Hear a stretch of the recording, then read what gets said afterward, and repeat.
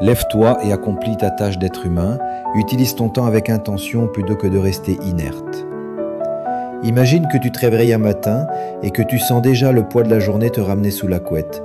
Tu penses au travail, aux mails, aux obligations et une voix intérieure te murmure « À quoi bon ?»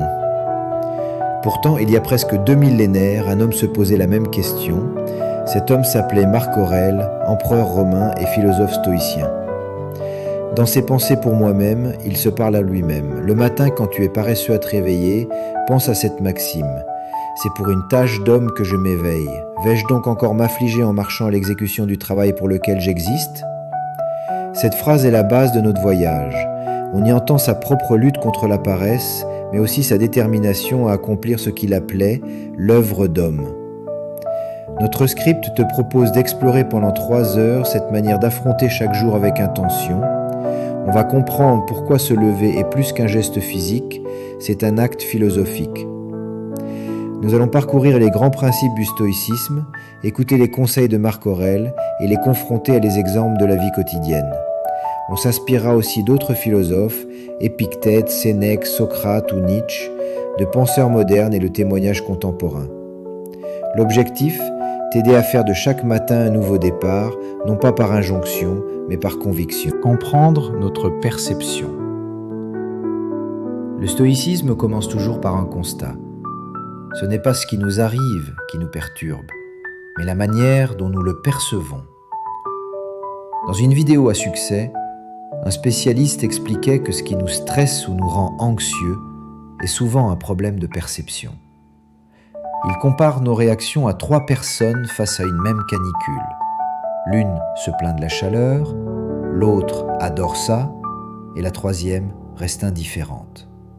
Le stoïcien conclut « Un événement, 3 perceptions, et c'est ce problème de perception qui crée l'anxiété. » Marc Aurèle l'avait déjà formulé.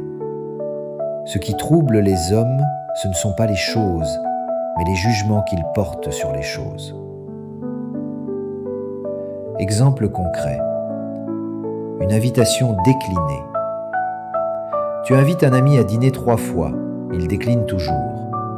Ton premier réflexe peut être la colère, il ne veut pas venir.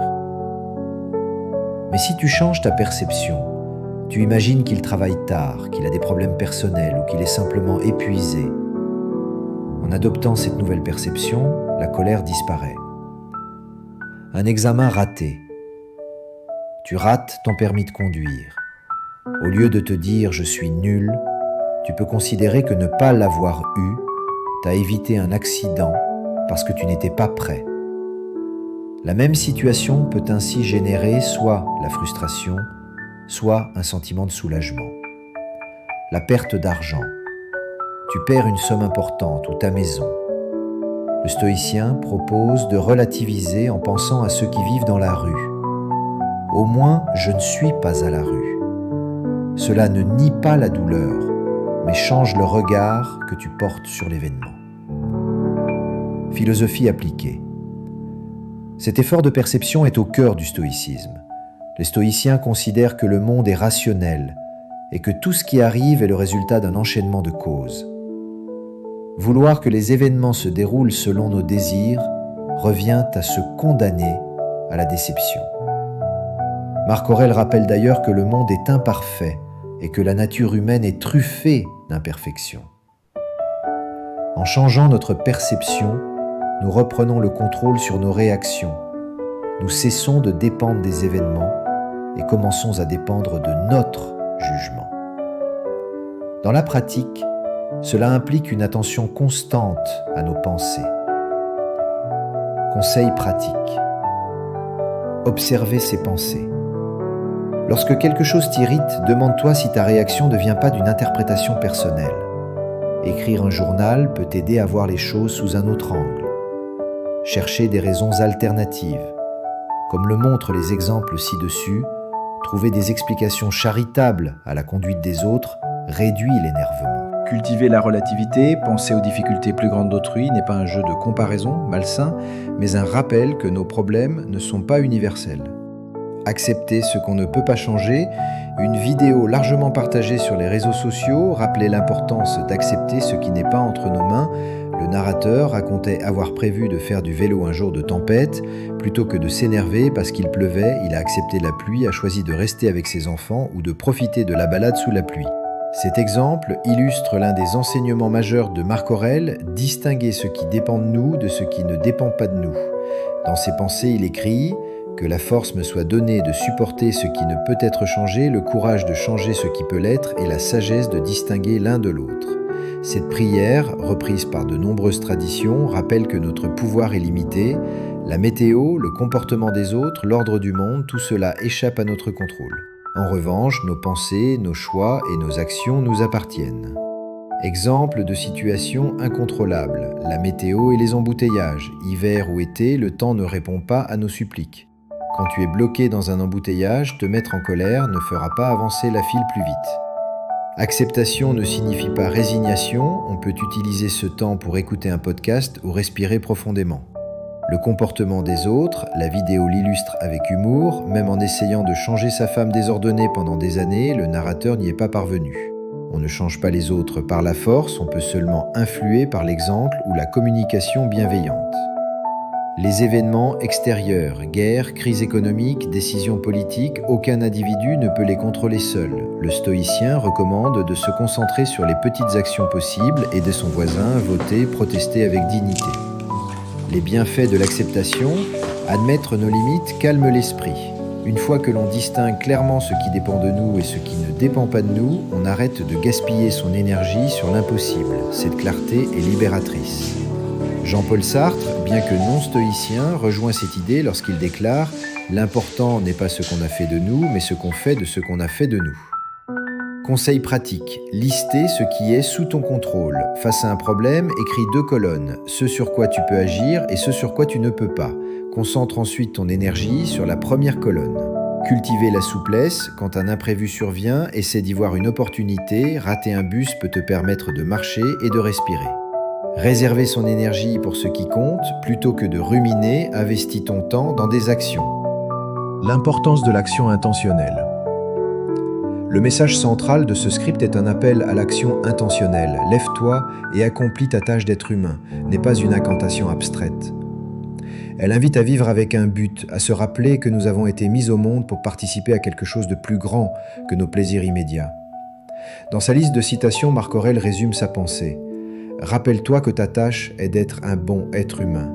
Ne gaspille plus de temps à discuter de ce qu'un bonhomme devrait être, sois-en un. » Ces phrases résonnent avec les vidéos inspirantes où les créateurs invitent le public à cesser d'attendre les circonstances idéales et à commencer à agir. L'un d'eux explique que l'espoir consiste à espérer ce qui ne dépend pas de nous, alors que la volonté est le désir de ce qui dépend de nous. Dans ce sens, l'espoir passif est remplacé par une volonté active. Travailler avec courage, une citation moins connue du philosophe affirme « Le vrai plaisir d'un homme est de faire des choses, il a été fait pour ça. » Notre bonheur dépend donc de notre capacité à utiliser nos talents. Cela se voit dans les vidéos motivantes où les narrateurs encouragent leur audience à cesser de scroller sans but pour commencer un projet, apprendre une compétence ou aider quelqu'un. Exemple de projet intentionnel, apprendre une langue. Au lieu de dire « j'aimerais parler espagnol un jour », programme 20 minutes par jour et commence dès ce soir. Lancer un blog, la perfection n'arrivera jamais. Écris ton premier article et publie-le. Pratiquer la bienveillance au travail. Apporter un café à un collègue stressé est un acte simple qui reflète ta tâche d'être humain. Entreprendre un bénévolat. Donner du temps à une association locale est une manière concrète d'être utile. La finitude comme moteur. Notre temps est limité. Les stoïciens rappellent sans relâche le concept de memento mori, souviens-toi que tu es mortel. Loin d'être macabre, cette pensée remet nos priorités en place. Elle nous aide à arrêter de gaspiller du temps en discussions vaines et en distractions. Quand on sait que la vie s'achève, on vit chaque journée comme un cadeau. Le stoïcien note « Dans 5, 10, 15, 20, 30, 50 ans, tu vas mourir. Je vais mourir, donc tout ça, ce ne sera plus important. » Conseil pratique. Planifier ses journées autour de ses valeurs. Au lieu de remplir ton agenda de tâches automatiques, choisis 3 actions qui reflètent ta mission d'être humain. Aider, apprendre, créer. Éliminer le superflu. Demande-toi, est-ce que cette activité m'approche de mon but? Sinon, réduis-la. Commencez petit, Tu n'as pas besoin de révolutionner ta vie en un jour. Une action quotidienne suffit. L'important est de faire un pas chaque matin. Ne pas dépendre de l'opinion des autres. Dans la société hyper connectée, on cherche souvent l'approbation. Mais dans une vidéo très populaire, souligne que chercher à être aimé ou approuvé par les autres revient à courir sans jamais s'arrêter. Même si l'on s'aime soi-même, on accorde plus d'importance au jugement des autres qu'à notre propre opinion. Marc Aurèle avait déjà noté « L'émeraude ne perd pas de sa valeur faute de louanges ». Autrement dit, notre valeur intrinsèque ne dépend pas des compliments ou des likes. Réfléchir à sa motivation. Pourquoi publies-tu cette photo? Si c'est uniquement pour recevoir des compliments, rappelle-toi que l'algorithme n'ajoute rien à ta valeur. Pourquoi acceptes-tu ce travail? Est-ce pour impressionner quelqu'un ou parce qu'il correspond à tes compétences et à tes aspirations? Construire l'estime de soi de l'intérieur. La vidéo propose une image parlante. Prendre soin de son estime de soi est comme cultiver un jardin. On arrose la confiance, on nourrit la discipline, on enlève les mauvaises herbes de la négativité. L'idée est de se rappeler chaque jour que ta valeur ne dépend pas du nombre de personnes qui valident ce que tu fais. Conseil pratique. Journal de gratitude personnelle. Chaque soir, écris 3 choses que tu as bien faites aujourd'hui. Cela nourrit la reconnaissance envers toi-même. Se rappeler de l'émeraude. Visualise la phrase de Marc Aurèle et répète-la lorsque tu es tenté de chercher des louanges. Réduire la comparaison. Limite le temps passé sur les réseaux sociaux à un créneau précis et concentre-toi sur tes propres progrès. Cultiver la patience et la bienveillance. Dans un monde où tout va vite, la patience c'est un super pouvoir. Le narrateur de la vidéo sur les relations humaines décrit la patience comme une force tranquille qui nous distingue. Il explique que la patience n'est pas une passivité, mais la capacité à observer, comprendre et agir en accord avec nos valeurs. Marc Aurèle lui-même encourage la douceur et la bienveillance. La douceur est invincible si elle est véritable, sans grimace ni comédie. Exemple de patience au quotidien. Au volant, quelqu'un te coupe la route, la réaction instinctive est de klaxonner ou d'insulter, le stoïcien respire profondément et se demande s'il n'a jamais fait la même erreur. Cette pause simple te permet de répondre avec calme. À la caisse, une personne âgée cherche son portefeuille et ralentit la file. Se fâcher ne fera pas avancer plus vite. Profite de ce temps pour observer ton environnement, sourire ou simplement rester présent. En famille, un enfant renverse son verre. Au lieu de crier, aide-le à essuyer. Ta bienveillance lui apprend plus que tes reproches être un phare dans la nuit. Dans un monde parfois agressif, rester honnête et gentil est comme une lumière qui réchauffe et montre le chemin. Les exemples abondent, aider un inconnu à porter ses courses, partager un sourire, soutenir un collègue. Chaque acte altruiste est une preuve que la bonté est précieuse. Conseil pratique, respirer avant de répondre. En situation de tension, fais 3 respirations profondes avant d'agir. Ce court délai suffit souvent à désamorcer la colère. Se voir comme un modèle. Demande-toi quel exemple tu veux donner aux enfants, collègues ou inconnus que tu croises. S'entraîner à la compassion.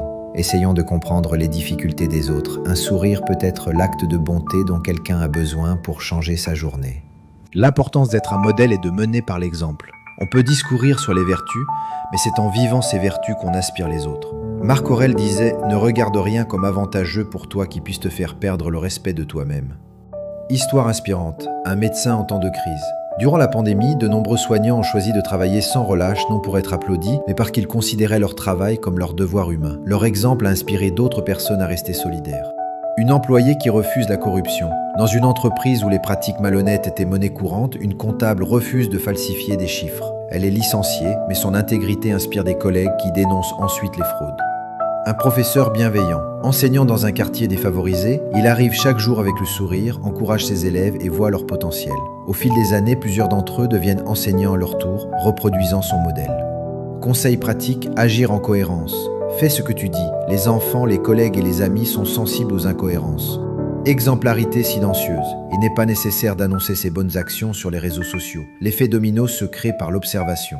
Trouver des modèles, identifie des personnes autour de toi ou dans l'histoire qui incarnent les valeurs stoïciennes et inspire-toi de leurs actions. Se protéger des ondes négatives. Le monde peut sembler bruyant et pessimiste, les vidéos stoïciennes insistent sur le fait qu'il existe des gens qui semblent vouloir nous tirer vers le bas. Il est donc essentiel d'apprendre à se protéger. Marc Aurèle conseille, ne te laisse pas distraire par les événements extérieurs, prends le temps d'apprendre quelque chose de bon. Identifier les sources de négativité. Les relations toxiques. Certaines personnes critiquent constamment ou se moquent de nos efforts. Il faut apprendre à mettre des limites ou à s'éloigner de ces relations lorsque cela est possible. Les médias et réseaux sociaux. Les flux d'informations incessants peuvent nourrir l'anxiété. Le stoïcien choisit ses sources et limite le temps d'exposition à la négativité. Stratégie de protection. Créer un environnement positif. Décorer ton espace avec des citations inspirantes, des plantes ou des souvenirs heureux aide à maintenir un esprit serein. Équilibrer les informations. Pour chaque nouvelle négative lue, cherche un article qui montre des initiatives positives. S'entourer de personnes qui élèvent. Choisis des amis et mentors qui partagent tes valeurs et te motivent à être meilleur. Faire de chaque obstacle une opportunité.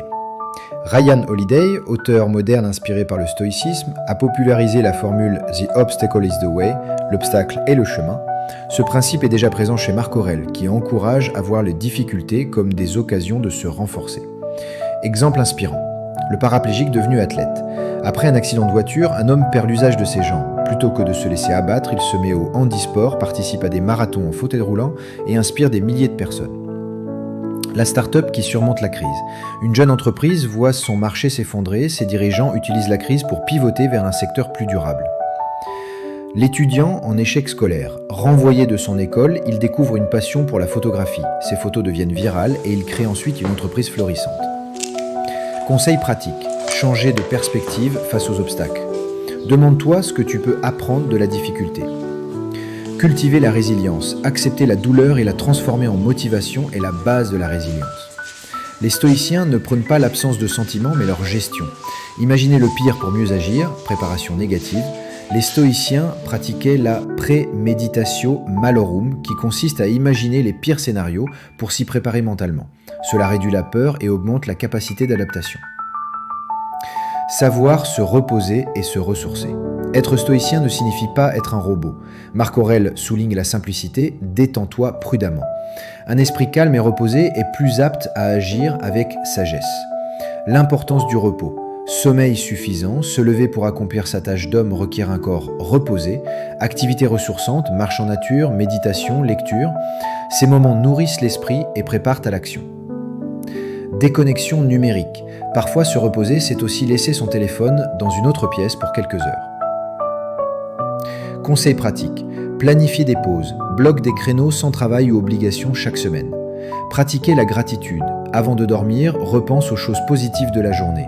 Écouter son corps. Si tu es épuisé, accepte de te reposer au lieu de culpabiliser. Nous avons exploré le stoïcisme non comme une doctrine poussiéreuse, mais comme une philosophie pratique pour des jours meilleurs.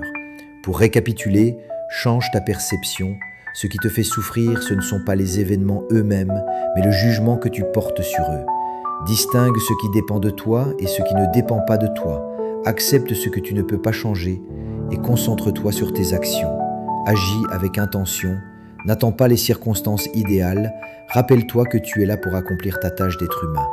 Ne cherche pas l'approbation des autres. Ta valeur ne dépend pas des louanges. L'émeraude reste précieuse même sans compliment. Sois patient et bienveillant.